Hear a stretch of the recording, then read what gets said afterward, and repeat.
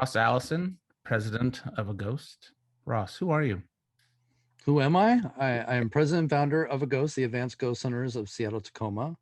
I'm also co-owner of Spooked in Seattle Ghost Tours. So if you're in the Seattle area and want to do a ghost tour, look us up.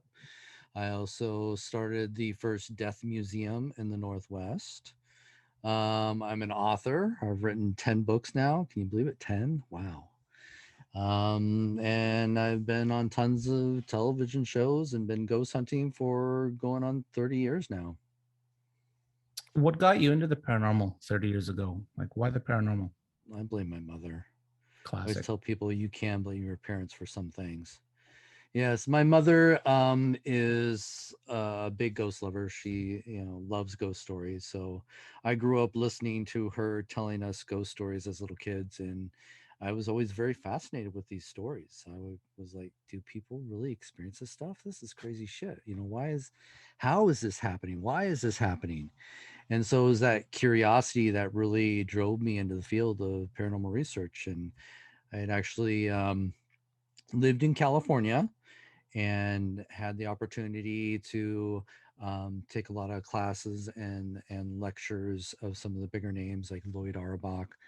And from there, moved to Washington and ended up starting my own group, which is the oldest ghost hunting group in the Northwest. I like it.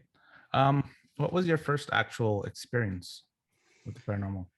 Um, well, it depends on what experience you're talking about. When it comes to a physical experience, I'd have to say it was when we were investigating Alcatraz. We were one of the first groups to actually spend the night on the island.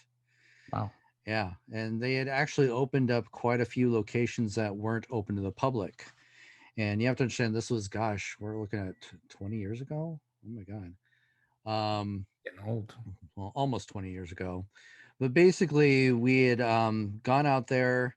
They took us through the tunnels, the underground tunnels. This is the tunnels that they use when they unload the prisoners from the boats onto the island. So they don't actually go like if you ever do a touristy thing, you're walking along the roads and stuff. We actually went into the underground tunnels where they actually take the prisoners through. And so I basically got to do that. I got to check out a lot of the other buildings that weren't open to the public at the time. But my first physical experience actually took place in the morgue. Wow. And they had opened up the morgue for us, and it was just a small team. It was probably about four of us. And we were the first ones to walk into the morgue. Now, this is where they would keep the bodies of the prisoners that were killed on the island before they'd ship them over to San Francisco. And so, we're checking this out. Oh, this is really cool. But there's this little hallway that goes down into the underground part of the island. And so I was curious. I wanted to see. And so I start going down this hallway down into this tunnel. And I enter this small room. Now, this small room used to be where they stored the gunpowder back when this used to be a fort, because it actually started out as a military fort before it became the penitentiary. So I actually am standing in this tiny little room, dirt floor, the brick arched walls and ceiling. And at this time, members are starting to filter in behind me. But I wanted to get a picture of the entrance of the room. So I start backing up to get a wider angle. And as I'm backing up, one of the members puts his hand on my shoulder and stops me as I'm backing up. And so I turn to apologize, because I backed him into the corner and there was nobody around me. Oh, So that was kind of shocking. I was just like, wait a minute. I felt the pressure of a man's hand, the grip that's of his nuts. fingers on my shoulder. And again, it physically stopped me as I was taking a step backwards. So I was expecting to see a living person behind me. Nobody, nothing was there. So that was an amazing experience. It And gotcha. it Gotcha. did. It really did. Especially for being your first physical experience. There's sometimes you kind of wonder, oh, did I just get tapped on the shoulder? And you kind of shrug it off. Oh, maybe it was just a muscle twitch, or maybe it was your jacket or something like that. But when you have an experience like that, where you cannot second guess it, then you're convinced that something happens in this paranormal world that we explore. It's a weird feeling because I got, in my opinion, I don't want to say choked, but something went like this. I choked, I guess, on my neck when we were at a heritage house in Merritt. Are you sure this And wasn't S&M or anything like that you're asking for? nothing. This was a ghost, unless a ghost is for freaky stuff. But um, I didn't know how to react because I'm more of a type A person where I kind of need the control of my atmosphere sometimes, Hmm. and I couldn't stop it. I couldn't. It just was there like that for about 3 seconds, and I literally was like, I got to get out of here. So I tucked tail and ran out of this house, and basically lost my dinner in the bushes because I didn't. Wow. My body was like couldn't process that. All right. Um, oh, go ahead. No, I was Oh, just like, it's an interesting experience, when you have that physical encounter. It's one of those rare occurrences in this field. You go into a lot of these haunted places, and yeah, you'll hear strange noises, and a lot of times you have to rule it out as, maybe this is just a noise I'm not familiar with, but could be a normal, natural noise for the environment. So you get a lot of that, and sometimes you might see something through the corner of your eye, but when you have that physical encounter of something, grabbing you, holding you down, scratching you, it's just like, wow, how do you explain that? half the people don't believe you, but you know in your gut that that happened. All right. One question I get asked a lot, and we see it on our Instagram and Facebook a lot. I know a lot of investigators get asked this a lot. I'm going to ask you, it's a pretty basic bitch ghost hunting question. But for our viewers and listeners, whoever's going to watch this, what is your scariest experience to date? Oh my God.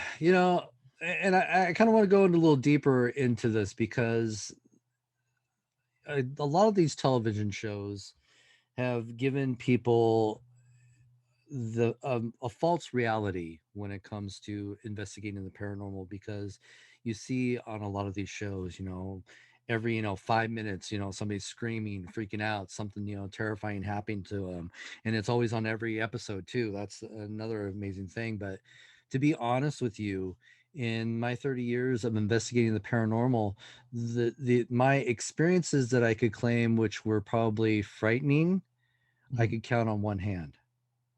And I've done, clearly almost, over six, seven, 800 investigations Yeah. in my lifetime. And so it just really goes to show how rare those experiences are. Now, some people will say, maybe I'm just not in the right place at the right time. Very possible, Maybe I'm not the luckiest person to have terrifying experiences all the time. But when I do have them, it's pretty interesting. So the one I'll share with you, which is more recent in my career, is when we investigated the Bel Air house in Bel Air, Ohio. It's been featured on a few television shows. Now, I was invited out there because I was a guest speaker for a conference that SOS was hosting. And so I was the first one to arrive. They had a driver pick me up at the airport, and they took me to the Bel Air house. This is where we were staying for one night before we moved on to another place to stay for the weekend, because they were opening up the house for other ghost hunters for the weekend event. So they dropped me off at this house. I'm the only one at this house. Now, I'll be honest with you, I was not too familiar with the Bel Air house because I don't watch a lot of these shows. Right. I get too frustrated when I'm yelling at the TV, like, oh my God, that is not how you use the equipment, and other reasons. But, anyways, so I really didn't know too much about this house. I've heard a few people talk about it, but I didn't follow through with it in any research or anything like that. Now, my other two associates were supposed to be joining me later. In fact, David Weatherly and Dave Spinks um, were going to be joining me. And so Dave was actually going to pick up David Weatherly at the airport. Now, I wasn't supposed to be at this house, for a very long time by myself, but it ended up being a really long time because Dave was having car trouble. His tire kept running flat. And so he had to stop like every 30 miles to put air in his tire. And so it was taking him all night to get out to the airport to pick up, David, who's, waiting patiently for him. So I'm in the house, just walking around, and decide to entertain myself. I did a live video feed. It's still up on my Facebook page. And, nothing, it's just, you know, fun little night. So nothing really came of that, but where it got more interesting was after the weekend event. So we have an extra day. And so we decide, let's go ahead, and since the Bel Air house is empty again, because, they've already done their weekend event, let's go ahead and see if we can spend another night at this house. Now, I have to be honest, throughout the weekend, I had heard more and more detailed, gruesome stories of what had happened in this house. We're talking, physical attacks on women. One guy was almost pushed out a second story window. Wow. So this is a place that, would pretty much terrify anybody in the field. And so I was like, okay, this is interesting. We're going back. So, of course, I'm excited to go back and see what we get out of it, because we didn't really get a chance to do an investigation when we were there the first night, because the guys didn't arrive until really, really late in the morning. So we get there. Now, it was a very hot day, and the owner forewarned us. She said, yeah, you guys are more than welcome to stay there, but I didn't get a chance to open up the windows, so it's probably going to be really hot in the house. And they were like, oh, fine, fine, fine. So we get to the house, and yes, it's really hot. And the guys want to do an investigation. Now, they like to do investigations alone, where they'll put somebody alone in a room and put some cameras on you, and leave you alone to do your thing. Now, I don't investigate that way. I like to have a team for safety reasons for Of me, course. Me too. and also for credibility reasons. If you're to have an experience, it's nice to have somebody there to validate your experience. So I don't ever investigate by myself, but this is how they do it. And so it's like, fine, I'll give it a wing. No big deal. They have cameras on me, so at least I can validate if anything happens. So they leave me alone in the room. And this is the room where people have been physically attacked. Wow. Even there was even a story where the owner's dog was picked up and thrown against the wall, stuff like that. Okay. So now, to be honest with you, in the first time in my career, I had this anxious feeling, this feeling like I don't want to be in this room. Something was bothering me big time. And it was bothering me that I was having this feeling. This is the first time I've ever had this experience. I don't know why I'm feeling this way. Am I just feeling this way because I've already been front loaded with all these stories that have happened here? I just couldn't explain it, and I couldn't shake it. But I'm trying to tough it out and get through this, investigation. And so I'm alone in this room. I'm trying to be respectful to whatever's there. And I had gotten to one of the questions where I asked, well, can you give me a sign that you're at least here? Mhm. And shortly after I'd asked that question, the thermal camera shoots off the tripod, and Oh, I that's expensive screamed. gear too. Yeah, You screamed? I screamed. I heard you scream Yes. once a couple years ago. But it was a very manly scream, very primal, Just like in 108 yeah, Mile. that's Very right. That's right. That's manliest. right. So of course they hear me, and they run upstairs, and check on me, and I'm like, oh, your thermal camera flew off the tripod. I'm sorry, it just natural reaction, I guess. So Wow.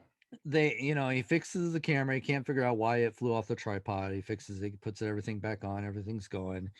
And they said, are you okay to keep going? And I'm like, yeah, yeah, yeah, I think I can still do this.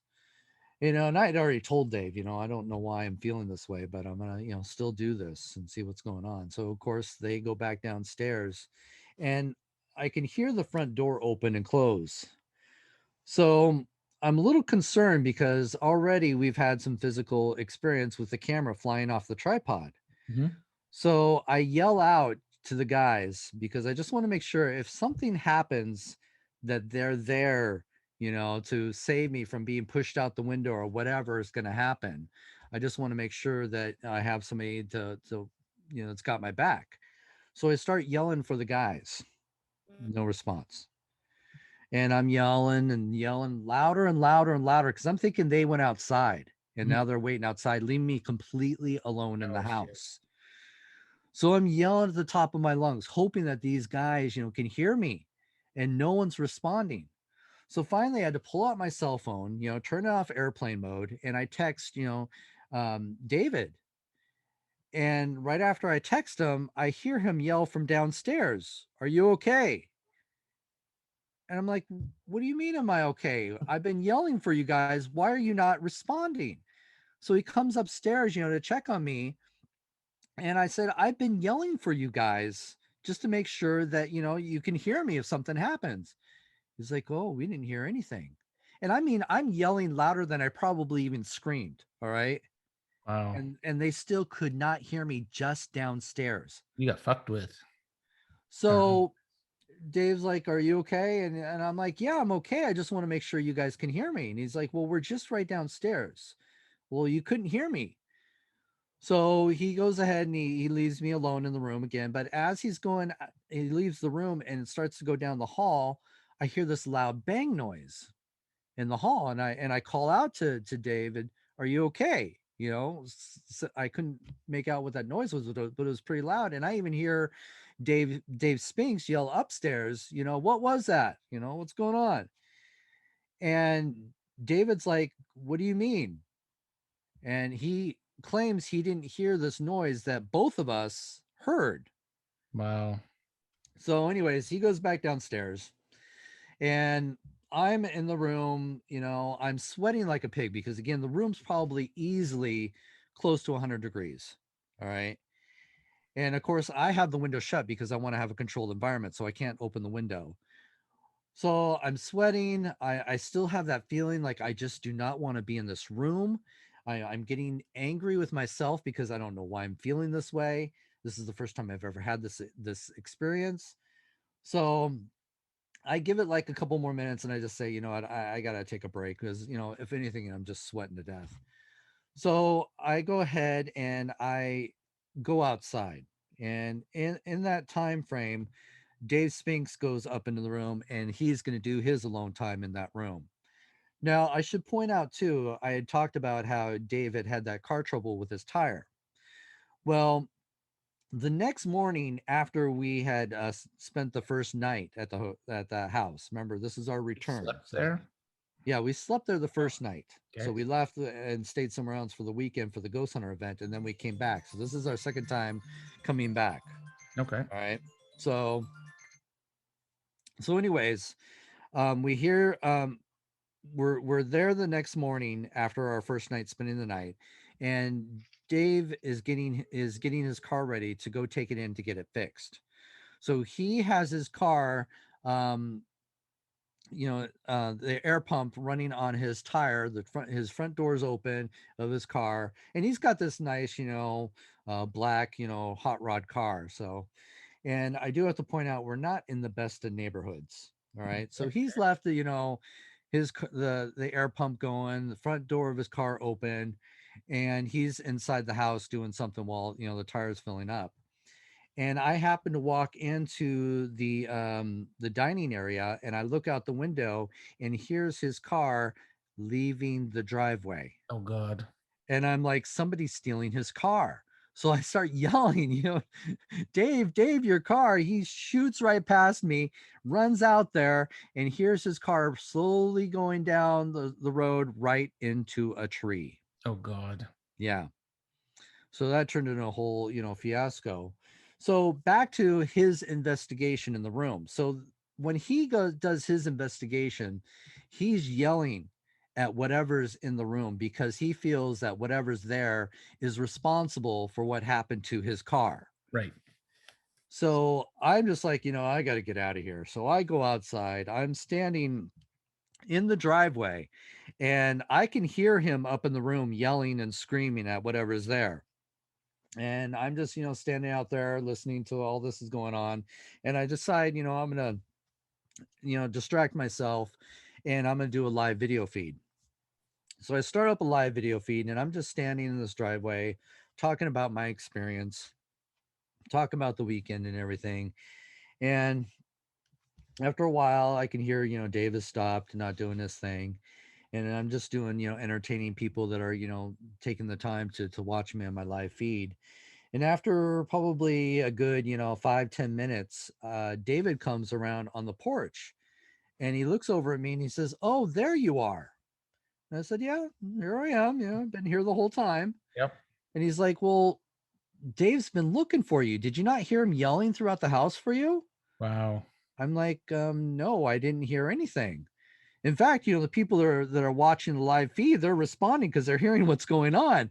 And like no one could hear what was going on, could hear him yelling. And apparently, he was going throughout the whole house yelling for me, wondering what was happening because he had this weird feeling that something happened to me. And Wow. I was like, no, I couldn't hear anything. So we get back together. We're doing our investigation. We're downstairs. We're at the foot of the staircase.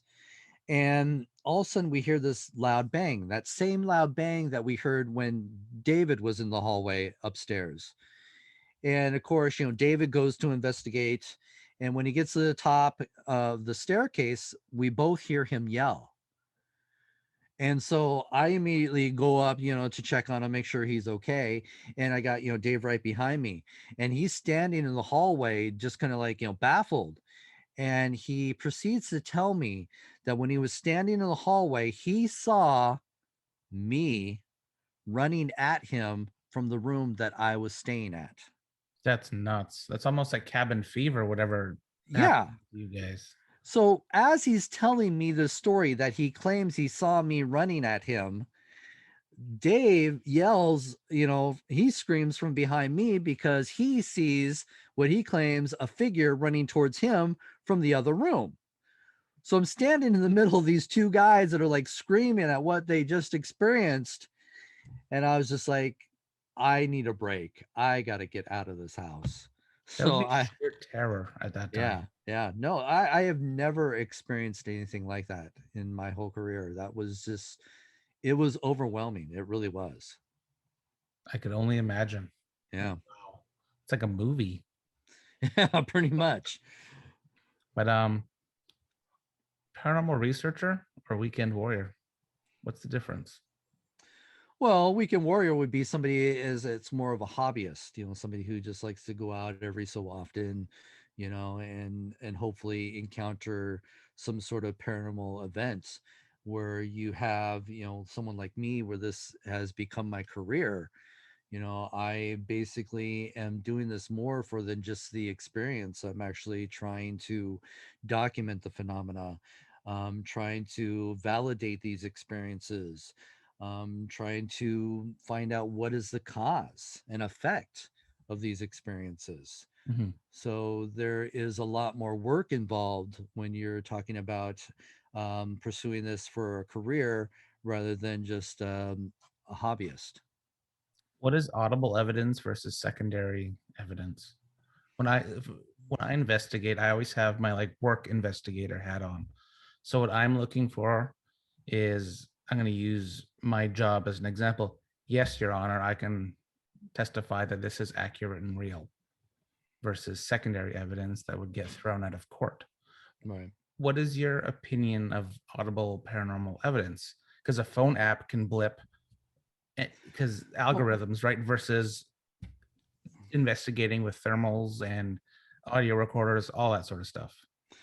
well, you have to understand that a lot of the equipment that people are using for ghost hunting is a lot of bells and whistles. Yes. It does not validate that what you're experiencing is true paranormal phenomena. So that's where we tend to make a lot of mistakes in this field because we're at a time now where we're dealing with a lot of, and I hate to say this, but lazy ghost hunters Agreed. where they want the instant gratification when they investigate a haunted location. They want to experience what they see on TV, and it's not always that.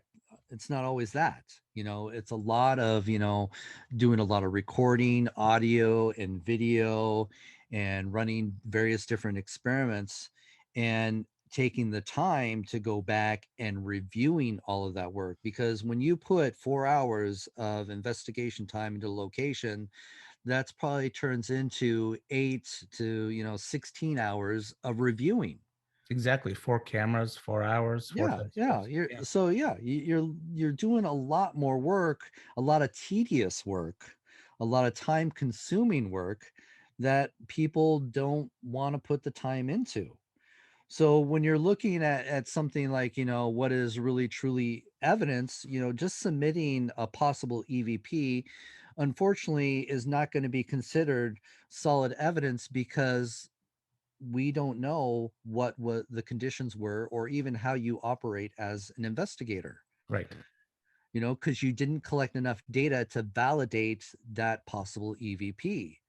Because it's great if you can submit an EVP, but what else can you do to validate that? Did you have a camera going on when that recorder that's in your hand that captured that EVP was also going on and revalidating that you weren't whispering in the background, or your buddy right next to you wasn't whispering into your ear, hey, what's that?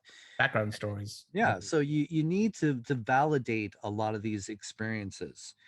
And I feel that we're at a time where the technology is affordable now. Anybody, can get a decent camera, at least an HD camera, rather than just 4K or 8K now. So I think the technology is available, but no one wants to utilize it. I agree.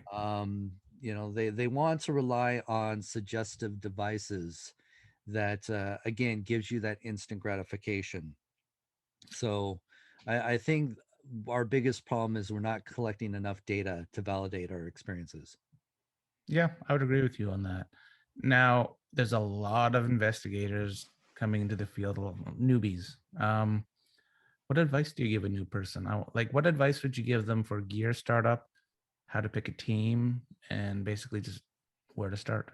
Because a lot of people, they Well, just go for that's a big question there. So that's a big question. go, we have to go piece by piece here. So getting started, you have to understand that yeah, when I started the paranormal field, getting involved, when I started a Ghost, we were one out of 100 groups nationally. And I could easily say that half of those groups probably weren't even active. So consider, one out of 50 groups throughout the US. Right. That's not a lot. And now, because of the paranormal shows, easily each state could have over 100 groups. Hmm. That's how competitive it is now in this field. It's crazy. It is. So I understand the desire to get out there and experience a lot of this stuff. But my biggest thing when it comes to newbies, wanting to start their own group, which is fine. I'm 100% supportive of anybody who wants to start their group. Um, but I also want to make sure that before you get clients involved, you should have quite a few years, under your belt, quite a lot more experience under your belt before you start going into people's homes and telling them that they're dealing with demons. 100% agree. Yeah. So I always suggest if you're going to start a group, hey, that's great. Go check out a local haunted, cemetery. Go check into a haunted hotel and stay in the haunted room. Go for those experiences first. Build up your equipment, build up your experiences, build up your knowledge before you start getting involved in dealing with clients, Hmm. because that's where the real damage happens. Yes. Is where, granted they want to help people, and that's awesome. We would all love to help people, but you really can cause a lot more damage when you give people false information. Mhm. So that's one thing. Equipment, you really have to understand the equipment that you're using. You got to and that's the thing, is there's a lot of, like I said, a lot of equipment out there. People are spending, hundreds and hundreds of dollars on, I hate to say it, bad equipment. And it's sad too, because Done it. I've gone through a lot just yeah, learning. yeah, and the sad part is you see a lot of people that get into this field that don't have a lot of money.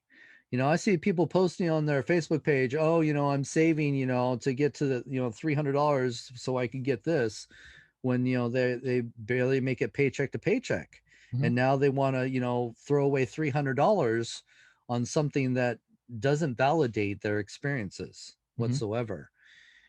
Just because it was on a television show, so they think, oh, it's just got to be the gold to go hunting. That's not true. People don't understand that there is no such device that will tell you you have a ghost in your home. There's no such thing. True. Basically, to develop a tool like that, you have to know what a ghost is made of. We have to truly understand the science behind the paranormal haunting, and we don't have all those answers. The best we can do as paranormal investigators when it comes to equipment is to use devices that help us to read the environment, to let us know, is there changes in the environment that we can't explain? Is there a temperature change here that we can't explain? Is there a possible EMF reading here that we can't explain? And again, those don't always prove that there's a paranormal experience happening. Hmm. It's just, again, to validate that there is some changes in the atmosphere. So, and that's the best we can do. And it's just having a collection of all those different readings that help support each other. Hmm. So if you capture an interesting EVP, at the same time you had an odd EMF reading, well, now those two help support each other. Hmm. And we need more of that. We need more combinations of that, and that's where we fail in the paranormal field. Is, again, people don't know how. They lack the training, or they just don't want to. That's true. Sometimes I find it takes a lot of time and effort to do an investigation where people, you're right, just want the quick gratification of the demon under the bed, right? Exactly. Couple more questions here for you, Uh-oh. and then we're done because I want to do a second part with you. I'm gonna leave the people's wanting more. Oh Um, what do you have on your plate coming up? my god, I actually have a lot. I'm working on a few big projects, nothing I can talk about right now publicly. um but right now, just writing the books have been my big thing. I love to publish the stories. um I also am hoping to work with you some more. Yes. We're talking about, Up. doing a show called The Angry Ghost Hunter. So that's was one of my personal projects that I was doing way back in the day when I was dealing with a lot of the issues that we were having in the paranormal field. And I really want to bring those back to the table and address them, and hopefully, help strengthen our community rather than tear it apart that we seem that most people are doing. That's true. So yeah, there's just a bunch of little things. Due to COVID, there's not much we can do. I can't do tours, unfortunately. Washington has all tourism shut down. That So, sucks. yeah, so we're not allowed to do tours. So I can't do that. Haven't been able to do my lectures, because again, schools aren't allowed to have big gatherings. So that's hurt a little bit. If COVID Um, wasn't a thing, where would you like to go right now? God. Well, you keep teasing me with all these Canada adventures. Dude, they're all there for you. They're waiting for you. I definitely would love to hang out with you at a couple of these really cool places you're going to. It's hard to say because I have to say I've been fortunate enough, or even lucky enough, to visit places all around the world. Yeah, I'd love to go. I haven't been to Australia yet, so I hear there's some pretty good haunts out there. But I've gotten to investigate some amazing castles throughout the world, catacombs, churches, some of the deepest, darkest places. I've been very fortunate to have the opportunity to spend the night and dabble a little bit in the investigation field. Um, so I really have to stop and put together my bucket list again, because I didn't realize I'd be able to check off quite a few of those things. So there's always going to be some cool haunts. absolutely. There's plenty of haunts out there for everybody. There's a lot of places that don't even get the attention, or people are even aware of, that are haunted. So there'll always be new places that you'll always want to add to your bucket list. And I'm finding that all the time after just doing the haunted prisons with David Weatherly, our new book that just came out. I There's a ordered few today. there are a few prisons in there. I'd be like, oh, I'm gonna have to go check that place out. Food. Yeah. Um, that's it for our interview today. But Is it? I would like to do a second interview of ghost stories from Ross, real life ghost stories. Well, you bet. Anytime. Yes, so many stories I want to hear. Zoom only allows 40 minutes, and we're approaching the 39-minute mark. Really? That Yeah, was 39 minutes? Wow. I think so. 4:51. What we started at 4. Oh yeah, we're up there. All I'd right. rather All right. finish it nicely than have it cut off abrasively. Sounds good. Sounds good. Lastly, where can people find you? I always tell people follow me on Facebook, Ross Allison Ghost Hunter. I also have a public page out there too. You can follow. I am pretty good when I'm out there doing some investigations, doing live feeds. Join me on that, and pretty good at keeping up to date with what's going on. Also, check out my books at Amazon.com, Ross Allison. Do that, and also a ghost at aghost.org. Or if you're interested, when tours open back up, check out spookedinseattle.com for some Seattle ghost tours. All right, thank you, Ross. Talk to you soon. Thank you.